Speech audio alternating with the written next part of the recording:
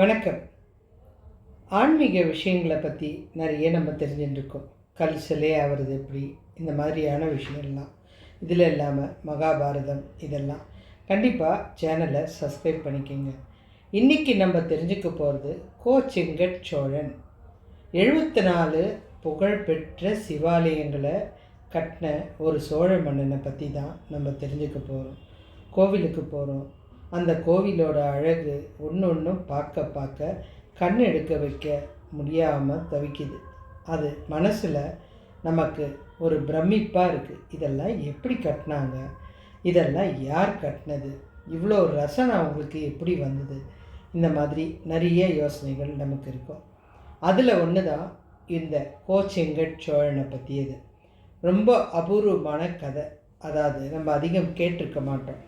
கோவிலுக்கு போகலாம், புகழ்பெற்ற கோயில்னால் நம்ம நுனி விரலில் ஓரளவுக்கு சொல்லலாம். ஆனால் இதை ஏன் கட்டினார், 74 சிவாலயங்களை ஒரே மன்னன் எப்படி கட்ட முடிஞ்சுது, அதை பற்றி நம்ம தெரிஞ்சுக்கணுன்னா இந்த பதிவை பார்க்கணும். இவரை பற்றி நம்ம தெரிஞ்சுக்கிறதுக்கு முன்னாடி இந்த மன்னர்கிட்ட அப்படி என்ன சிறப்பு இருக்குது அப்படின்னா, முதல்ல அவருடைய முற்பிறப்பை பற்றி தான் தெரிஞ்சுக்கணும். ஏன்னா பிறப்புன்றது மனுஷனுக்கு கிட்டத்தட்ட எத்தனையோ ஆயிரக்கணக்கான பிறப்பு இருக்குது. அதில் இவருடைய முற்பிறப்பு தான். சோழ நாட்டில் இந்த காவேரி நதிக்கரை ஓரமாக நிறைய மரங்கள்லாம் இருந்தது.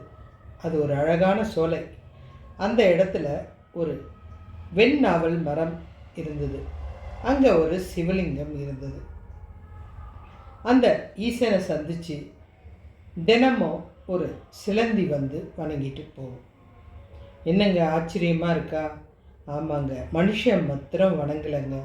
பூச்சியிலேருந்து விலங்குலேருந்து எல்லாமே ஈசனை வணங்கின வரலாறுகள் இருக்குது. அதில் ஒன்று தான் இந்த சிலந்தி வந்து தினமும் வந்து அந்த ஈசனை சுற்றி வலை பின்னிட்டு அது மேலே இருக்கிற அந்த அசுத்தங்களை, அதாவது அதுக்கு அசுத்தம் படுற பூக்களை எல்லாத்தையும் விளக்கிட்டு அவர் மேலே ஒரு வலையை பின்னிட்டு, இதுக்கப்புறம் யாரும் என்னுடைய ஈசனை துன்புறுத்த முடியாது அப்படின்னு பண்ணிட்டு போயிடும்.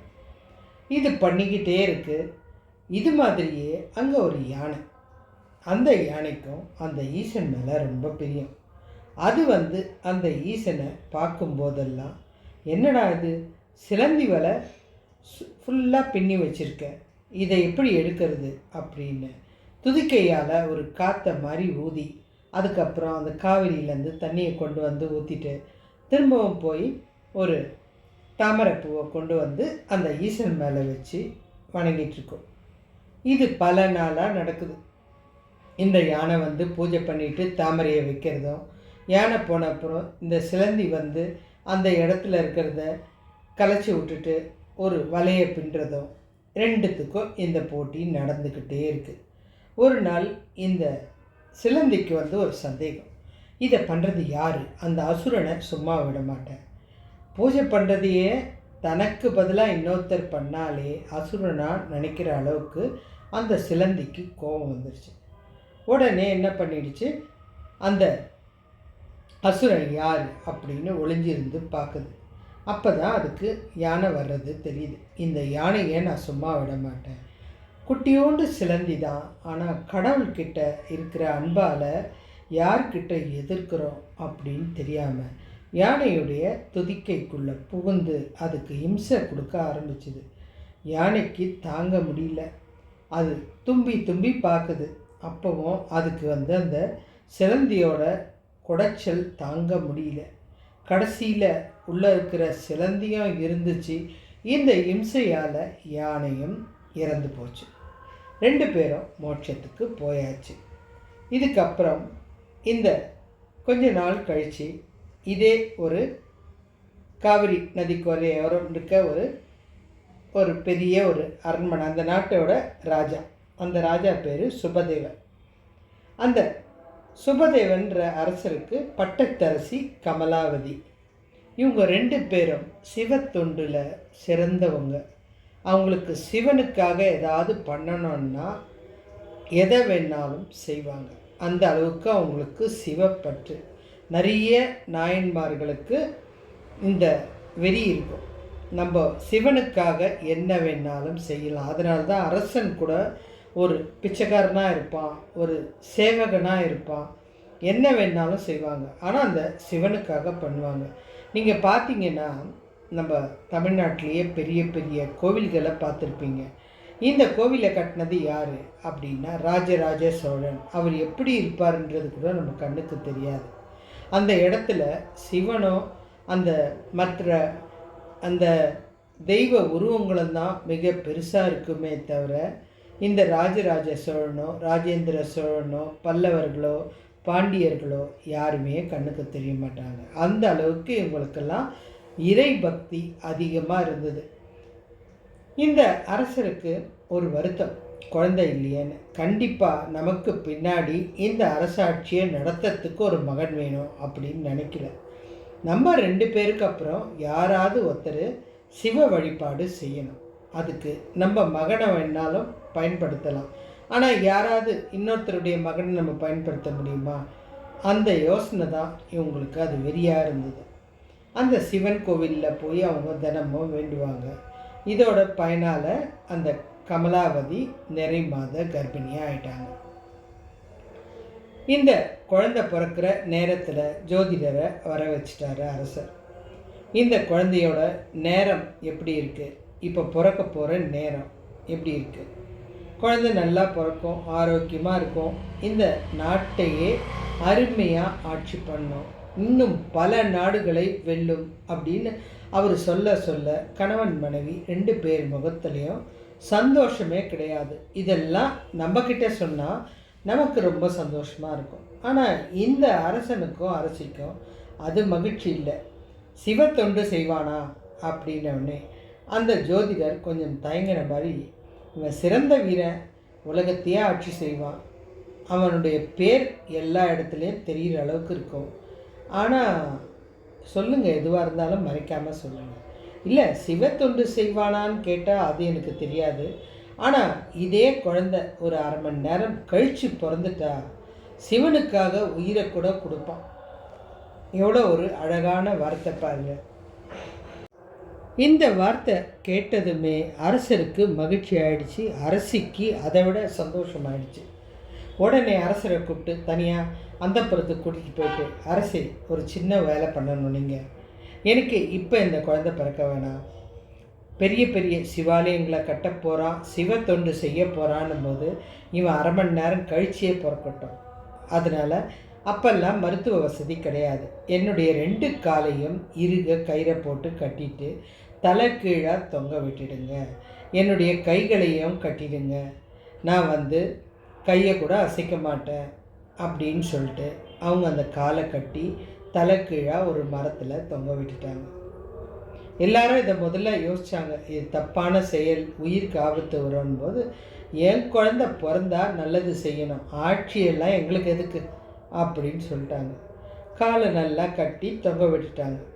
அரை மணி நேரம் கழித்து அந்த அம்மாவை இறக்கும்போது குழந்தை அந்த அம்மா பிரசவ வலி இல்லாமையே தன்னால் வெளியில் வந்துருச்சு. ஆனால் என்ன, அந்த தலைக்கீழாக கட்டி இருந்ததுனால மொத்த ரத்தமும் அந்த கண்ணில் பட்டு கண்ணு செக்கச்செவையேன்னு சிவந்து போச்சு.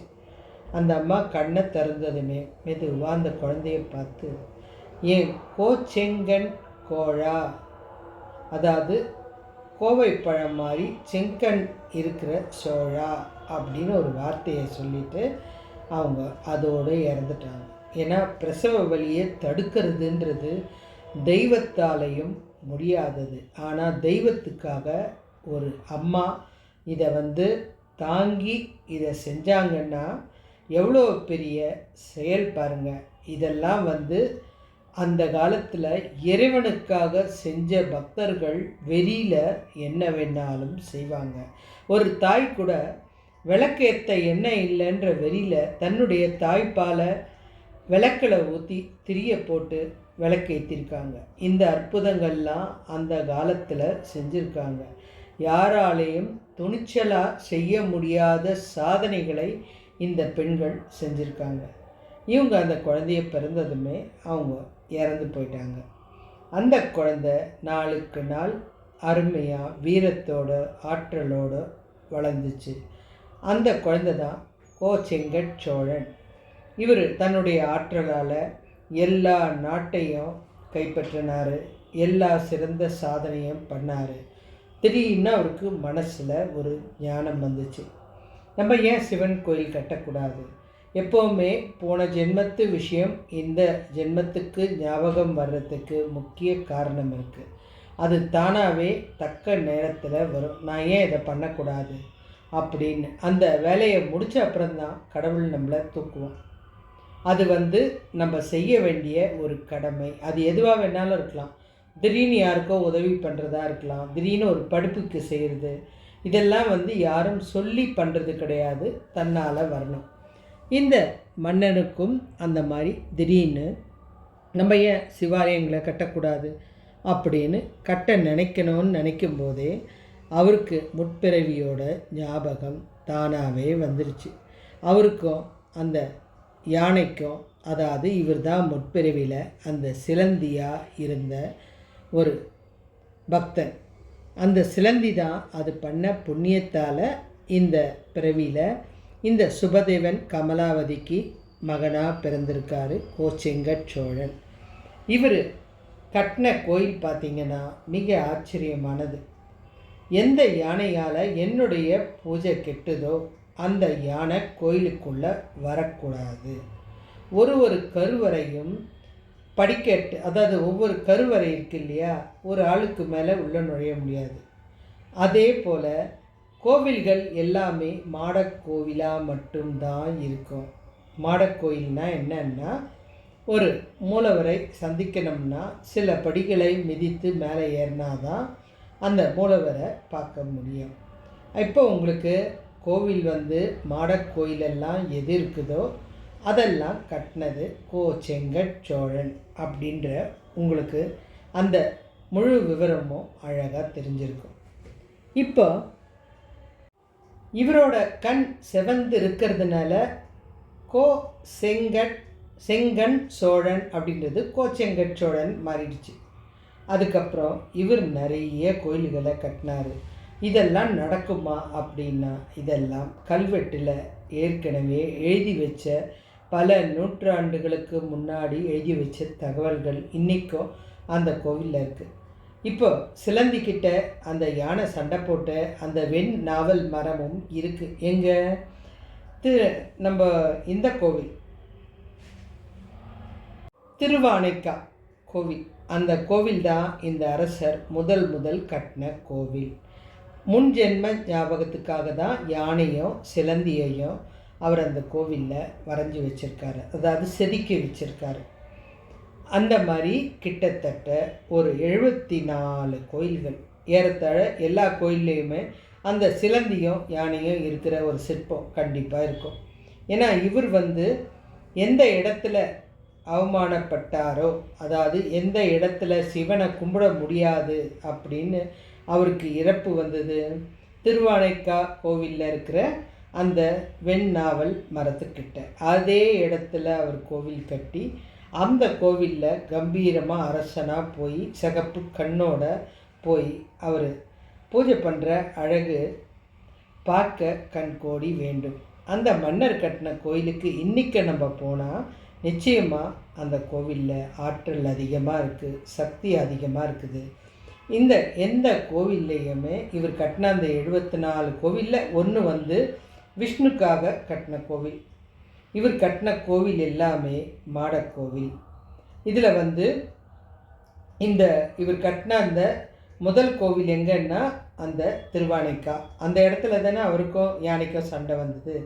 அதனால் அது அடுத்தது இந்த மன்னர் இன்னும் கட்டின நிறைய கோவில் இருக்குது. ஜம்புகேஸ்வரர், அம்பர் மாகாளர், சிக்கல் வெண்ணைநாதர், இந்த மாதிரி மாடக்கோயிலை பார்த்திங்கன்னா கண்டிப்பாக யானை வரக்கூடாதுன்னு இந்த கோச்செங்கட் சோழன் கட்டியிருக்காருன்ற நினைவு வந்துடும். இந்த கருவறையை பார்த்திங்கன்னா ரொம்ப சின்னதாக இருக்கும், ஒரு மனுஷன்தான் உள்ளே போயிட்டு வர முடியும். இந்த அற்புதங்களை பார்த்துட்டு நீங்கள் நிச்சயமாக இந்த கோச்செங்கட் சோழனுடைய திறமையை ரசிக்கணும். நிறைய அதிசயங்கள் இந்த கோயில்களில் இருக்குங்க. கிட்டத்தட்ட 74 கோயிலை கட்டி முடித்தார்.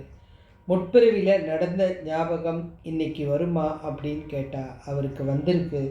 அதை அந்த தாய் ஏற்றுக்கிட்டு இந்த குழந்தை சிவாலயம் கட்டுறதுக்காக கர்ப்ப வலியை மறைச்சி அவங்க இருந்தாங்கன்றது எவ்வளோ பெரிய ஒரு ஒரு குடும்பமே இந்த கோவிலுக்காக உயிரை கொடுத்துருக்காங்க.